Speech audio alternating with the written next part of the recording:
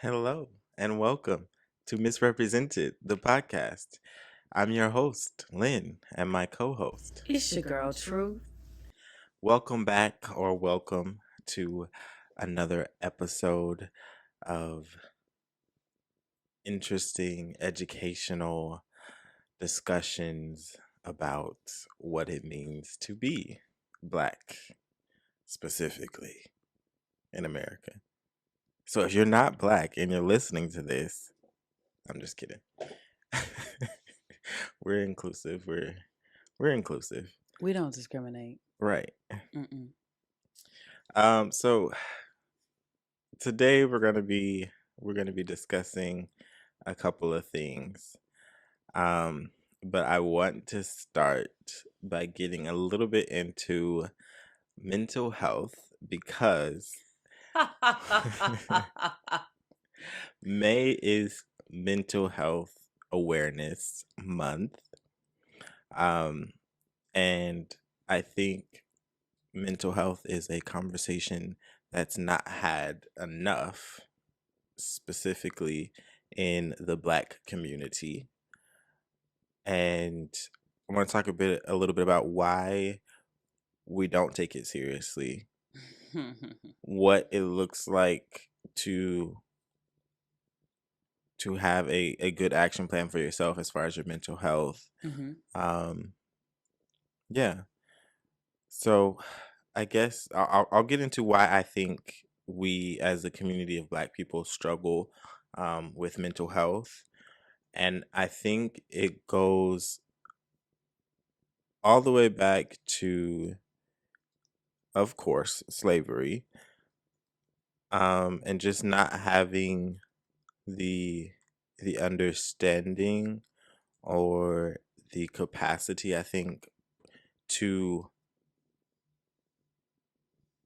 check in that way. Because I think mental health is just a checking in with what's going on. And to kind of cope with that experience, I think a lot of people checked out and disassociated with Mm-hmm. themselves as a feeling human being. And I think that was one of the reasons why it kind of transitioned into, Jim Crow, all of these things that, made us feel less than human, kind of didn't give us the opportunity to acknowledge and value ourselves For people. as people who have Mm-hmm. feelings, and those feelings need to be acknowledged and recognize how those feelings, affect us on the day to day. So in current day, I think the way that it affects us is it doesn't allow us, like I said, to check in with ourselves, and that's important. I think that's the main premise of mental health. Do you think that it's common within the Black community to acknowledge it in others?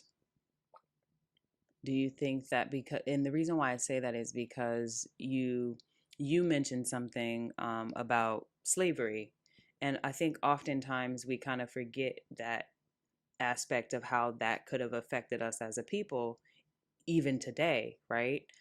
um Back then I would imagine that whatever you felt, because you were considered less than human, um you it wasn't acknowledged. It was almost like, I'm sure that if I was a slave way back in the day and I'm telling her I don't want to pick cotton, I didn't have much of a choice but to pick cotton, despite how I felt about being raped by, massa, you know, those things, you know, you weren't really necessary. You were just survival mode. It was constantly just survival mode, survival mode, survival mode, right?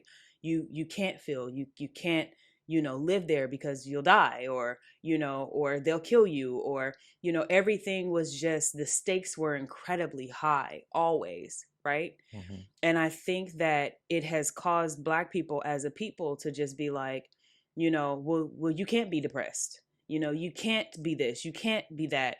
Instead of validating, like, okay, it's okay to be sad. It's okay to not feel strong in this moment, Hmm. you know, because even from slavery all the way back then to where we are now, that same mentality of, you know, get up, keep moving, get up, keep moving, keep pushing, keep pushing, keep pushing, keep pushing. Even when you ain't got nothing, you don't have nothing left to give. And people are telling you to keep pushing. They're telling you to be strong. How are you working on that? How are you, you know? Hmm. Sometimes I just need to wallow. Sometimes sometimes I don't have the strength to just work on that in that moment. Like I've been in survival mode this entire time. And even today, even though slavery days is way, way, what is it, 300 years ago? You probably know the exact. I don't. Okay, but I think slavery was. Let me see. We're gonna fact check on this. How long ago was slavery? Um, a while ago. It was like Close to 1865. 400, maybe. Yeah. So, I mean, and as of 2020, it was 155 years ago since slavery, technically, but then we just had it on our ballot. So who knows when slavery truly ended? Anyway, what I was saying about all of this is just like, I feel like, from our parents and like our grandparents and like that standpoint, that they don't really allow you to um, be depressed, or whatever it is that we're going through this day and age. And believe it or not, still today we are in survival mode, always just fighting, fighting, fighting for the basic necessity of life. I think, yeah, bringing up the point of the generations before us, they weren't able to, recognize their own mental health, which, kind of made them incapable of recognizing it in, their children. Like, and, we would hear a lot of times growing up, you're too young to be stressed, or you're too young to be depressed. Um, And and that is validation. very true, Hmm. which is so crazy that I'm depressed and stressed. Um, I should not be. If my only job was just to pick berries and, farm the land. But no, I have to worry about making a living wage and getting a degree that I'll never be able to pay off. But anyways, we're not gonna even go down that He's rabbit like, hole. I digress. And I think for the generation that became before us, they struggled to accept, because I think a lot of it is if you the denial. If I accept that the things that I've experienced were wrong, I have to acknowledge my emotions, confront them, and then either heal, which a lot of people don't want to do. We're more in the coping, Hmm. which back in the day, singing the Negro hymns, being, and that's where a lot of our comedy comes from. I think that we are the funniest people because we've experienced the most pain. Like there's no way to be funny unless you've experienced the worst parts of life. Um, and so yeah, I feel like we struggle to acknowledge the things that happen to us are traumatic. And so that disconnect between the generation before us and our generation, that loves to call us um, over emotional. Hmm. They like to call us entitled. Um, and most of the things Who that likes to call us that? I'm sorry.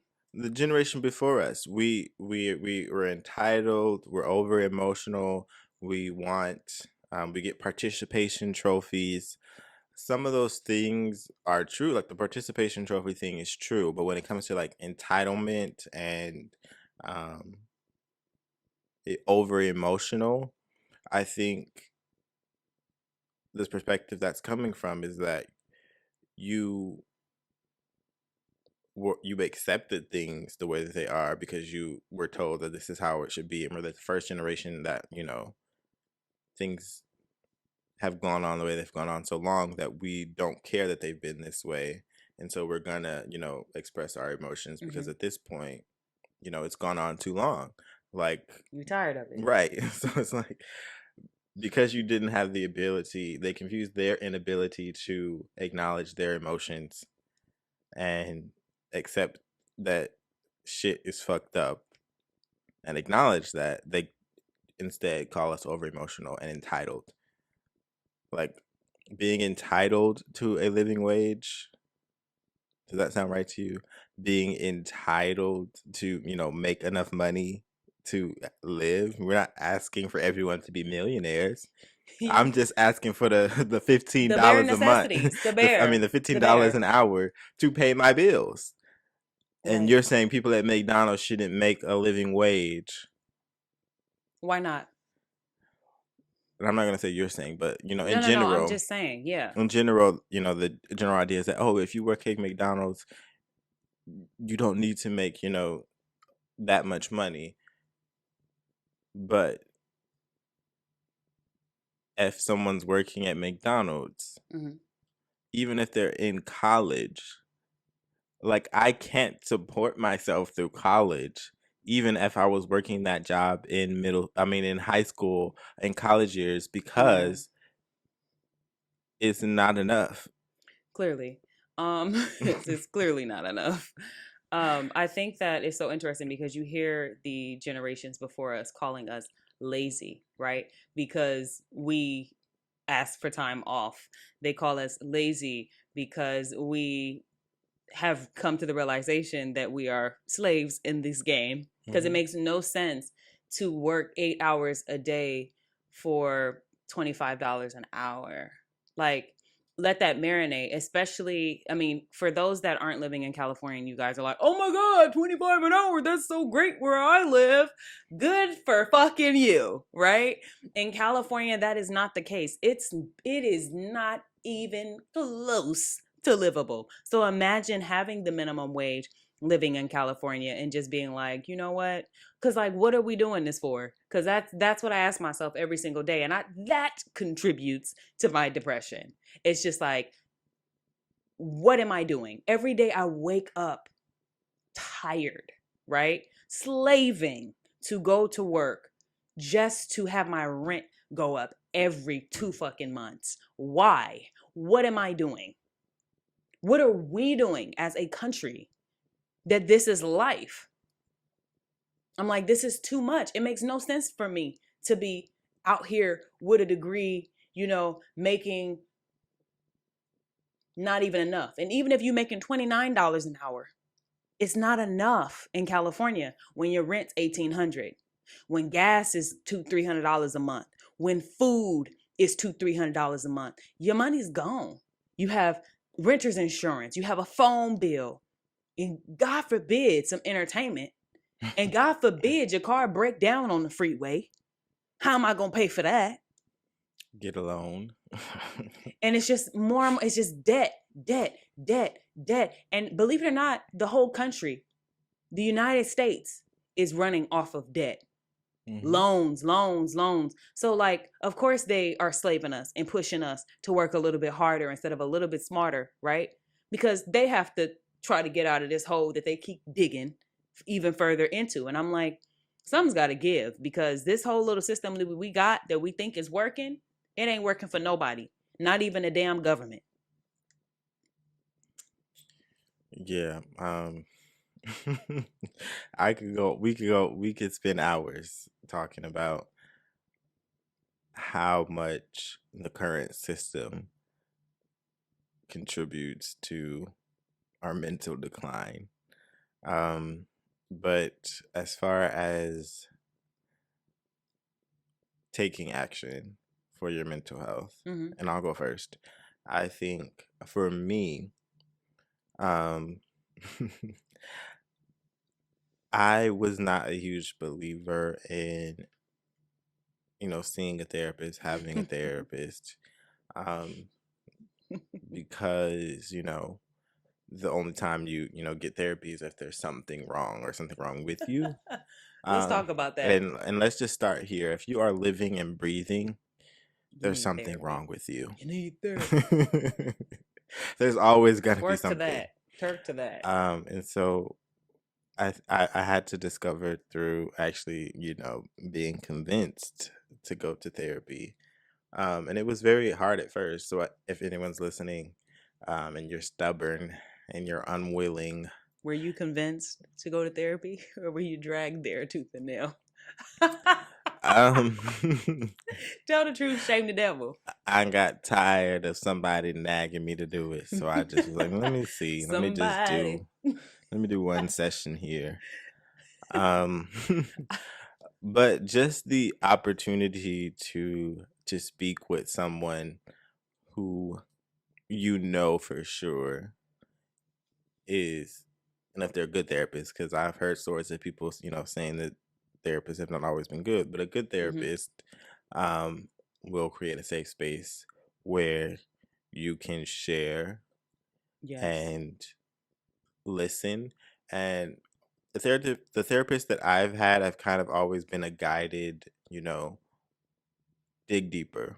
Where is that coming from? And kind of, well, maybe suggestive, not kind of diagnosing you and telling you should do this and do that. That's not therapy. Um, so Run. you're right. So I've done therapy like through my college years, which kind of helped me through a lot of my struggles with self identity and coping, with, um, a lot of the family trauma that I went through. Um, and in adulthood, I've actually, prepared myself to start doing therapy again, just because I think it's a healthy practice to have someone to check in with Hmm. who has, um, where there's no stakes. You don't have to worry about damaging a relationship. You don't have to worry about things that you say getting back to somebody else. It's just a safe space to unpack things that you wouldn't normally do with someone else. Right. And there's other ways to to take care of your mental health. I've been getting out in nature more during my work day, um changing up my scenery during my breaks. I used to just sit at my desk, um but I've been reading a book called The Nature Principle, and it talks about how nature is a very important form of therapy, for Yes. even like physical health, all types of aspects of health. Just taking a moment to be in nature, for a designated time, once a day or even like once a week, will improve your mental health. Yes. Exercise, Hmm. finding creative Journaling. outlets, yeah, Journaling. writing. Hmm. So there's a lot of ways outside of therapy. I'm always going to advocate therapy because it's a way to keep yourself accountable, with someone outside of yourself. I agree. Absolutely. And so yeah, that's what I've been doing to make sure I stay sane, and also having a glass or two. Don't cheat yourself. Treat yourself. Yeah. For me, uh I have been a a chronic therapy goer, I feel I'm like. not a chronic. I need therapy. I gotta talk to my therapist But about this. here's the thing, right? Um I feel like I've grown up kind of enmeshed to a parent and not being able to separate my emotions, right, from people that I care about. So I started therapy, my therapy journey, when I was in college, and I was forced to by leadership. Long story. One day we'll get into it. But I was forced to, and I went to therapy and I started talking and I started growing and I started learning about myself. And naturally, I've always kind of looked for outlets to improve myself. Like self improvement has always been key. Hmm. But yeah, it kind of catapulted my life. And then I went for without therapy for like all the way up until I feel like 2020. And after that, I couldn't take it no more. The voices in my head driving me crazy. I said, I can't do this. We was on lockdown. I was feeling a lot. And, a lot of people actually during that time killed themselves. And I think um, it it was a lot because you are, when you're left by yourself, you're left Hmm. with yourself, Yeah. literally. Your thoughts, self-deprecating as that can be, it just got louder and louder and louder. And although I was okay with myself, I realized in 2020 I really didn't love myself as much as I thought that I did, because Hmm. I was not okay with myself. And and then I came to the realization, how can I expect anyone to love me and be around me if I can't even be around myself, right? Right. So that caused me to go back into therapy. And I was in therapy for a while, and then my therapist was like, I think you're good, right? Because I was always looking to self improve, and I'm reading these therapy books on, mind over matter and things of that nature.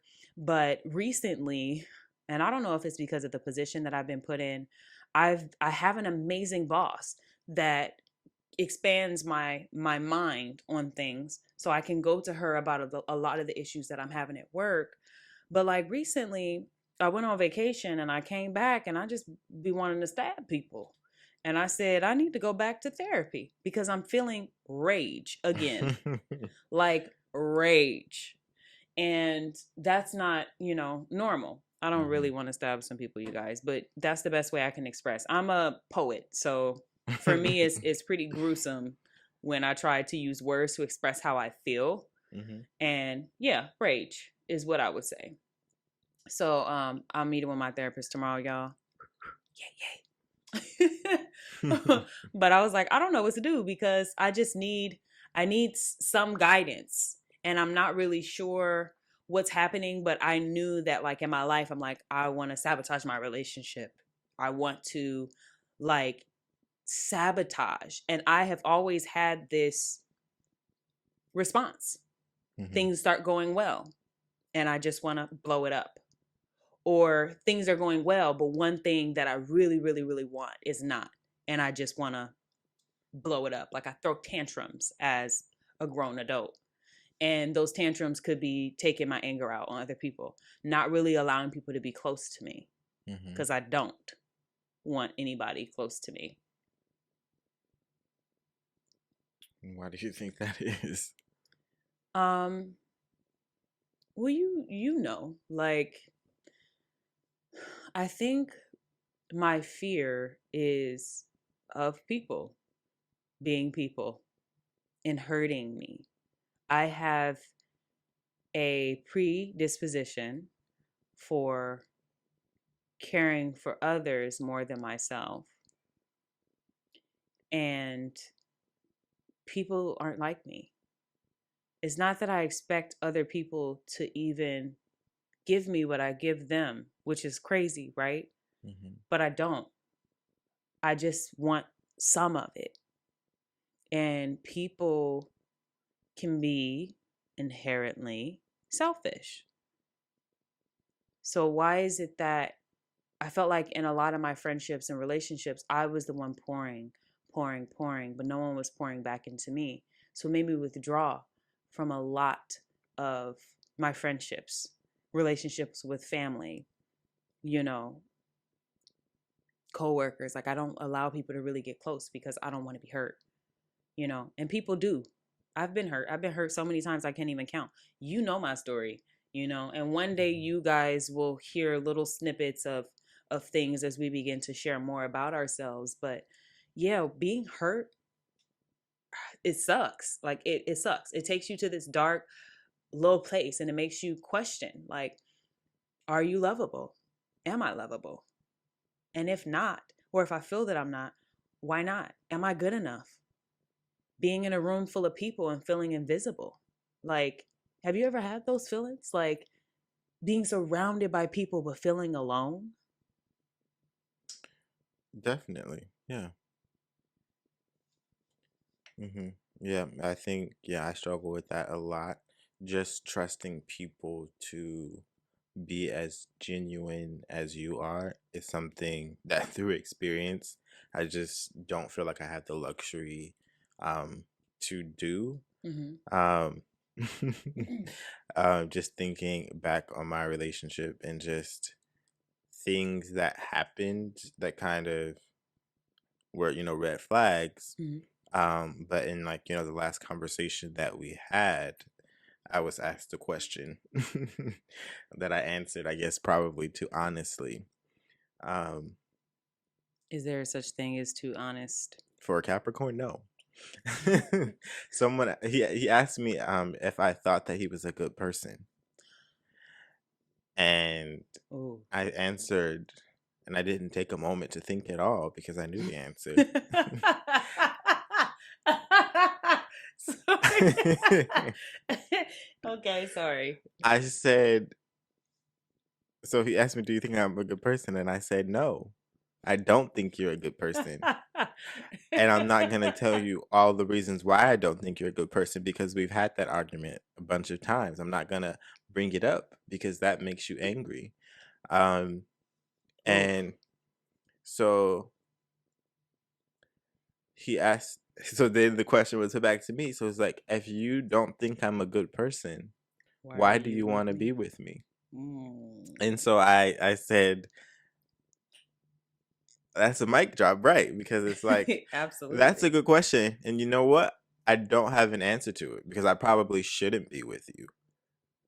But I know Hmm. that despite the things that you have done, I'm a person who's loving, regardless of, the way that people treat me. And again, that potential word, Hmm. giving people opportunity and grace is something that I do too much. Um, which I had did in that situation. And so Hmm. in that conversation, I was kind of like, you know, you're not a good person. And it's probably best that we don't be together if that upsets you that I don't see you as a good person. Sorry. The look on your face was like so serious. Sorry. Because it was you asked me that question. Don't hold nothing back. You should not have asked me a question you didn't want the answer to. Um and I answered it honestly. So, and Oh then Lord. that's the conversation that ended, the relationship. Well, that's the conversation where the relationship ended. There are a lot of things that caused that relationship to end. But anyways, I've trusted people, this specific person, multiple Mhm. times, and given the opportunity to, show me that they're a good person. Right. And at every turn, they did not. And so at some point, you have to, look at Hell something no, and we won't go. acknowledge it for what it is and Right. that it won't be anything else. You gonna drink to that? Cheers, bitches. But getting a little bit more into like relationships. Mm. Um, so there's been conversation on the internet about, I guess, standards in a way. Um, so someone, Ebony K. Williams, was posed the question, would she date a bus driver? And her response was, if he owned the bus. Um, and it started this whole uproar about, um,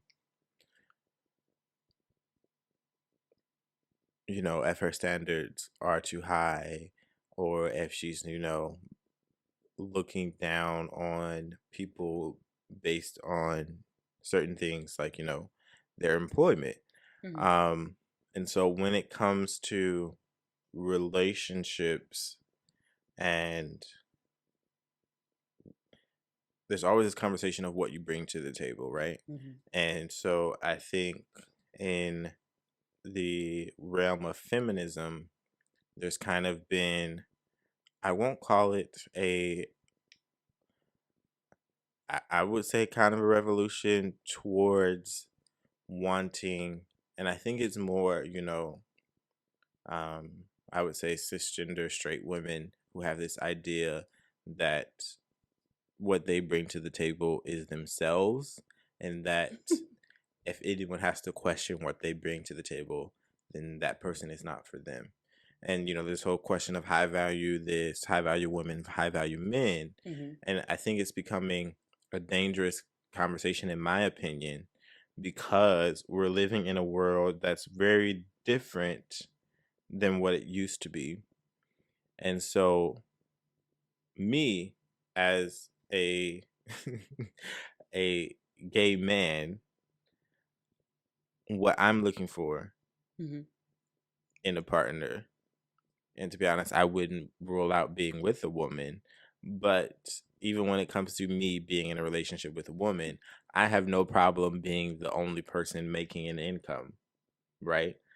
And but there are a lot of relationships where men are not able to, and me right now personally, I'm not able to sustain a family with my income. We can't sustain our damn self. and so Like, and so the goddamn. conversation is becoming, you know, women want men who can, take care of them. Not in But this we day and we age. live in an age where the average back in the day, the average man could, work a normal job and take care of a family. Absolutely. That's not gonna happen in this day and For age. $5 an hour. And there's only so many there's only so many rich men in the world. And this idea that, to settle for a regular I'm traumatized. average person, I feel like crying at the same time that I'm laughing. Like, God damn. Sorry, keep talking. right? And at the expense of sounding misogynistic, we live in a day and age where we're fighting for more equality, especially in the workplace. So I'm not just competing with men for the same roles, I'm competing with everyone. And now we have this revolution that says we want you to be the breadwinners, but we're competing for the same bread in the workforce. We can't win. We can't win. Woo. So it gets dangerous because even even in queer relationships, some of that transfers over. People want to be, stay-at-home husbands and wives, but Where? it's not possible. What country are they living Right, in? and that's what I'm trying to ask too. Like, where are you gonna find these men? Because most of the niggas in the clubs. I'm not even judge people. We'll leave that alone. Where are you gonna find No, these we men? won't. Because Oh my God, delusional. I'm sorry. it's not delusional. What I'm telling you is, unless it's, I could be wrong, unless just the people that I interact with online are just a special group of people who believe that, this is how the world is gonna work or go back to. Are they living in California? I'm sorry. Probably not. Probably not. Okay. Um, Then I could see it. but generally, no, there's nowhere here in America where, it's completely feasible for a man to be, Or a woman, whoever the hell is the right, breadwinner. to be the sole breadwinner in a Mm-hmm. relationship and sustain a family. Absolutely. But we'll leave that there. Where are we at on time? 34 minutes. We're at 34 minutes. Mm-hmm. You got any final words? Let's wrap this whole up. I'm just kidding. I wanted to say something that I thought was pretty interesting that you mentioned, where you talked about like Black people being kind of comedians, right? Have you ever heard of the sad clown paradox? No. Yeah, that's what that reminded me of, which is basically like a contradiction that's associated between comedy and mental health disorders such as depression and anxiety. Hmm.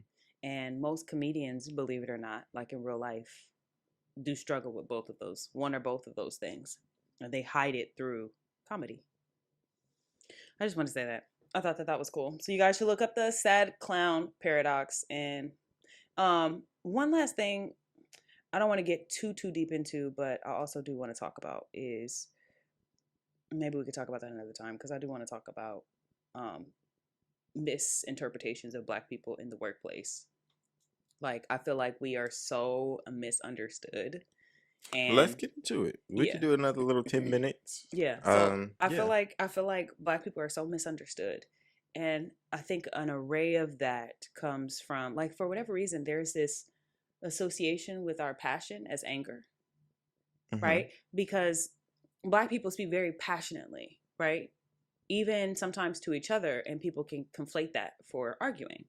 And that's not what the actual argument looks like. Or they'll think that we're upset because we're staring at you, not smiling, Hmm. asking you very serious questions as to why you thought it was okay. We're very like blunt, straightforward, to the point, and it scares people, right? And also you have like social media that's also portraying us as scary, the big bad wolf, you know um and in the workplace when you are assertive or saying whatever is on your mind. I had a this there was this Jewish guy that I used to work for. He was my boss, and I remember I had said something to him, and I wasn't even mad. I was just having a conversation, like normally, just like how I'm talking, right? Hmm. Very very serious. Boom boom boom. We having our conversation. I was like, no no no. Boom boom boom. Gave my response, and he was like, wow, you're ferocious, like a beast.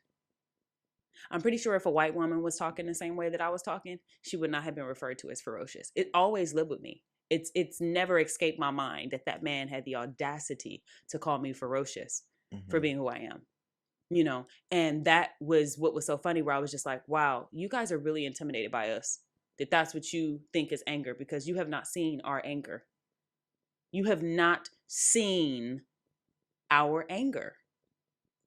Oftentimes, a lot of people who see our anger is ourselves. We take it out on each other, Yeah. you know? So, yeah, I was having a conversation with someone where they were confused with someone that I worked with because they are Black in Hmm. color, and they were confused about the way that they were communicating. They were, oh, they're always mad.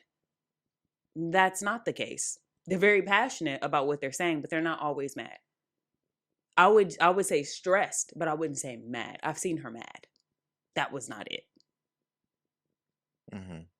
And it just made me think about how we are just so misunderstood, and that's what get us killed, honestly, is the misrepresentation and the misunderstanding.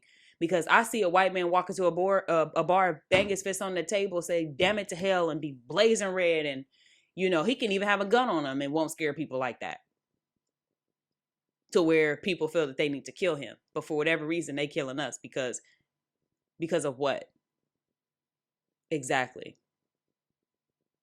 My very essence and being threatens you. Yeah. And I'm going off that a little bit more in the workplace. I think um, people definitely don't know how to read expressions, because I do think that um, we are also a little more expressive as well with our faces and with our body language. Um, and I think, yeah, for other They cultures, be fake as hell. they don't. Like, bitch, what the fuck is you smiling for? Sorry. And it's right. Like, if you're not putting on a smile, Being fake. right? If you're walking by, just walking by with a regular face,